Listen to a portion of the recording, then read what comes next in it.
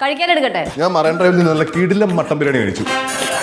നീ ഇവിടെ ഉള്ളവരുടെ മുമ്പിൽ വെച്ചിട്ടേ എന്നെ കളിയാക്കി സംസാരിക്കുന്നുണ്ട്.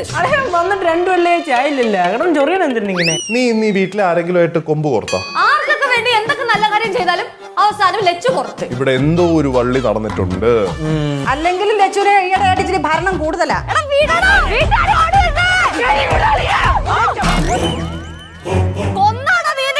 വന്ന എല്ലാ എപ്പിസോഡിലും ലച്ചുവിന് ഒരു കലിപ്പ്, ഒരു ദേഷ്യം മോഡാണ് എല്ലാ എപ്പിസോഡിലും കൊടുക്കുന്നത്. എനിക്ക് അറിഞ്ഞുകൂടാ അത് റൈറ്റർ ആ ഒരു സംഭവത്തിലേക്ക് മാത്രം ഫോക്കസ് ചെയ്യുന്നതിന്റെ കാരണം അറിയില്ല. കാരണം നമുക്കറിയാവുന്ന ലച്ചുവിന് കുറച്ച് കുസൃതിയും കുറുമ്പും കാര്യങ്ങളൊക്കെ ഉള്ള ലച്ചു ആയിരുന്നു. നമ്മുടെ ബാലുച്ചിനും നീലമ്മയൊക്കെ ഉണ്ടായിരുന്നപ്പോൾ ഉള്ള അല്ലേ, അല്ലെങ്കിൽ സിദ്ധു വന്നതിന് ശേഷവും അല്ലെങ്കിൽ ഇപ്പൊ ഈ അടുത്തായിട്ടാണ് ഈ ഒരു പ്രവണത വന്നേക്കുന്നത്. ഒരു ഭയങ്കര കലിപ്പായിട്ടുള്ള സിദ്ധു എന്ത് ചെയ്തു കഴിഞ്ഞാൽ അതിന് ദേഷ്യം പിടിക്കുന്ന, അല്ലെങ്കിൽ എന്ത് പറഞ്ഞു കഴിഞ്ഞാൽ പ്രശ്നം ഉണ്ടാക്കുന്ന ഒരു ഇറിറ്റേറ്റിംഗ് ആയിട്ടുള്ള ഒരു ക്യാരക്ടറിലേക്ക് പുള്ളിക്കാരിയുടെ ഒരു വേഷം പോകുന്നതിൽ ഭയങ്കര വിഷമം തോന്നുന്നുണ്ട് കണ്ടപ്പോൾ. ഇന്നത്തെ എപ്പിസോഡിലും സ്ഥിരം പല്ലവി തന്നെയാണ് വന്നേക്കുന്നത്.